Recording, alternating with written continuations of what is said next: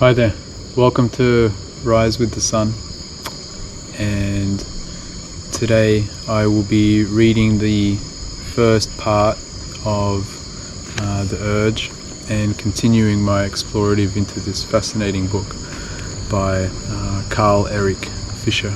And I've been really inspired by this book to not understand, but just to contemplate and to open myself to such a realm that is beyond, I think, most people's comprehension, and the realm of addiction. So I will read a couple of pages. Behaviour in Search of a Name 1. Foundations before addiction. I get an immediate sense of how Susan's doing from the moment she walks through my office door. When she's not drinking, she's meticulously groomed, hair just so, sharp business formal blazers, and crisp shirts over her tense thin frame. But today I can tell she's slightly off. Over the years I've learnt the dells. A little too much perfume to mask the smell of morning drinks, hair askew, rumpled shirt, slightly sloppy makeup.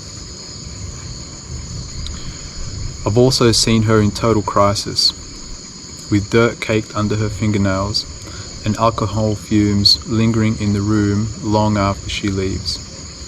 But to her, just to be drinking at all feels like a crisis. She identifies as an alcoholic. She is certain that she wants to stop drinking, and yet she does not. And this is what she hates the most: the disorder, the lack of control. I can see she is struggling with this feeling now. She tells me about the most recent relapse. Alone in her room, she felt restless, and she couldn't get the thought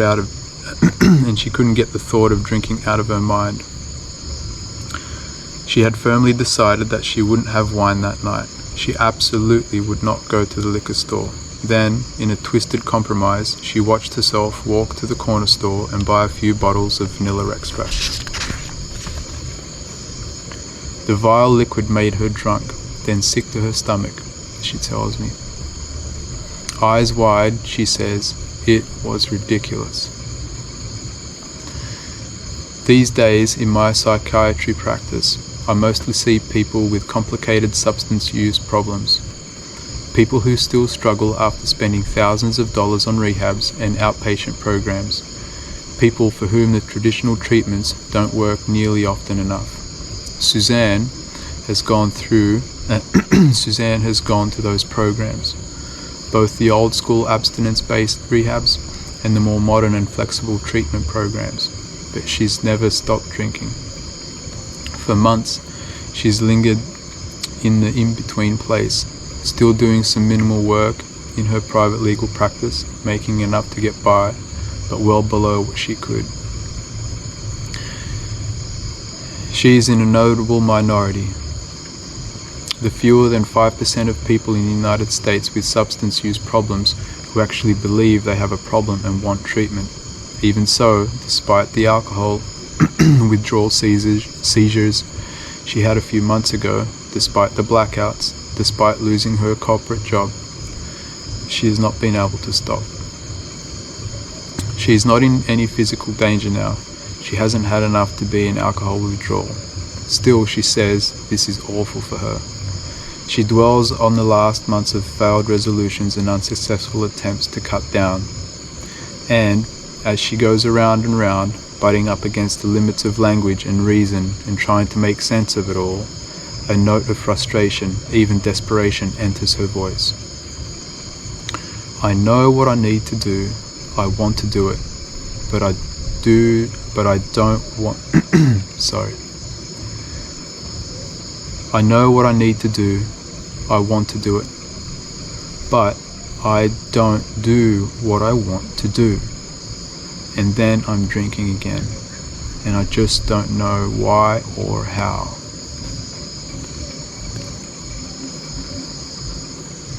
Addiction is a terrifying breakdown of reason. People struggling with addiction say they want to stop, but even with the obliterated nasal passages, scarred livers, overdoses, court cases, lost jobs, and lost families, they are confused, incredulous, and above all, afraid.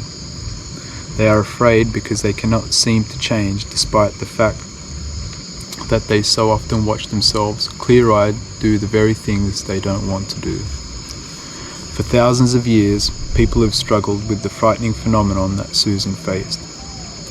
It's not always easy to find a few ancient cultures. It's not always easy to find, as few ancient cultures had a term for what we would recognize as addiction. For example, the ancient Greeks had the word philopos, a lover of drinking sessions, but the word itself didn't necessarily indicate that someone had a problem. And yet, in other times and cultures, addiction is clearly present. Teng Tsen, AD 1137 to 1224, a Chinese poet of the Song dynasty, described how he made a pact with the gods to stop drinking, only to succumb to cravings during a banquet. He ultimately rationalized it by convincing himself that it was in his true nature to drink. The Chinese literature scholar Edwin von Behaviour has documented several other Song dynasty works describing Shi Jui, a love of drinking marked by craving, desire, and thirst that bears striking similarities to what we call addiction today. But one of the oldest examples of addiction in history concerns not substances but gambling, a behavior nearly as old as human civilization itself. In the Rig Veda, an ancient compilation of Vedic Sanskrit hymns from India, among the oldest surviving compositions in any language, an evocative poem known as the Gambler's Lament presents an unambiguous description of gambling addiction. In a text that likely dates back to before 1000 BC, the 14-line poem captures in vivid detail the despair of a man who struggles unsuccessfully against his desire to play a dice. At the start of the poem, we learn that the dice have already inflicted a heavy toll. The gambler has driven away his true community, his devoted wife and mother. Yet despite that wreckage, for much of the poem he struggles to stop. He resolves not to play with his fellow gamblers, but then, at the sound of the dice's voice, he rushes to them like a girl with her lover. His body is aflame. He feels as if the dice themselves have power over him. The gambler goes to the hall of play, asking himself, "Will I win?" puffing himself up with, "I will win." The dice counter to his desire. The dice run counter to his desire, conferring the winning throws on his opponent. They are just dice, but hooking, goading, debassing, scorching, seeking to scorch. Giving temporarily like a child, then in turn slapping down the victor. Infused with honey with power over the gambler. The power of the dice is mystifying. The gambler swings between guilty excitement, anger at the dice, scorn at his weakness, and shame. The very roll of the dice evokes the gambler's own descent into the pit of addiction. Downward they roll, and then spring quickly upward, and, handless, force the man with hands to serve them. Still, the gambler is not completely compelled, as there is a paradoxical play between the gambler's agency and helplessness. At times, he is able to exert some choice. At others, he is completely overpowered. The final stanza of the poem is intriguingly ambiguous. Contemporary scholars have arrived at drastically different translations. In one possibility, the man is freed from the shackles of gambling, and he beseeches his friends not to resent him for it and to seek their own release.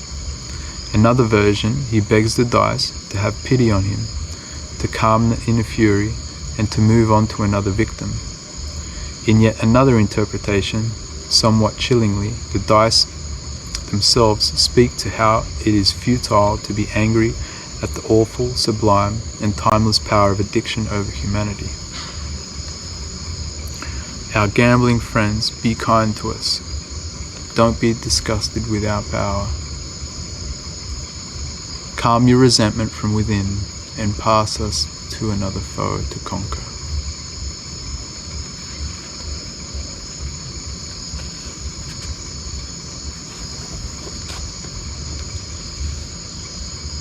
A couple of examples of what we have inside of us, what we humans come here and experience.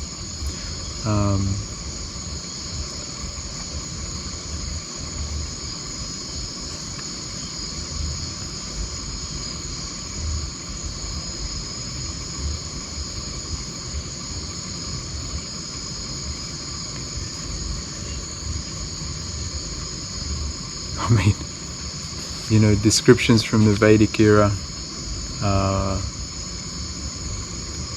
shows, yeah, we humans, we've been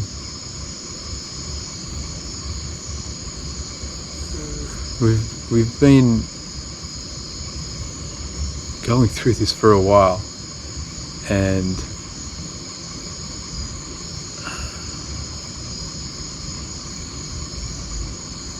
how many generations is that? How many families? You know.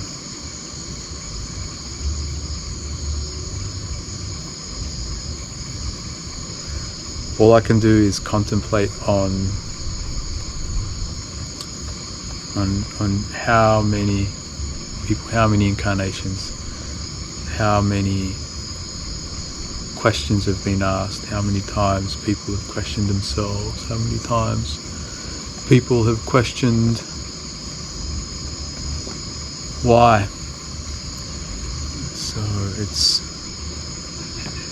been a long journey, and you know, look where we are now.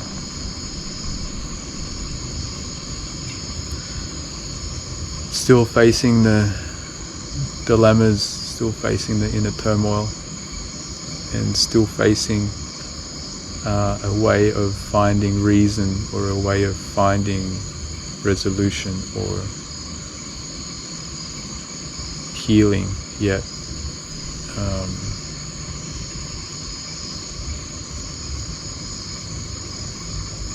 it's not here. So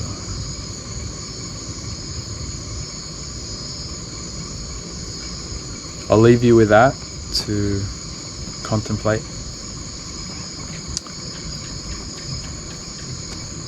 Try and find some inspiration, and if you can't find it within yourself, go and inspire somebody else. The beauty of that is infectious. And thanks for joining Rise with the Sun. Another one with, maybe should call it Rise with the Moon today. This full moon is right above me. Maybe I'll try and show it to you here so you can get an idea. Way up.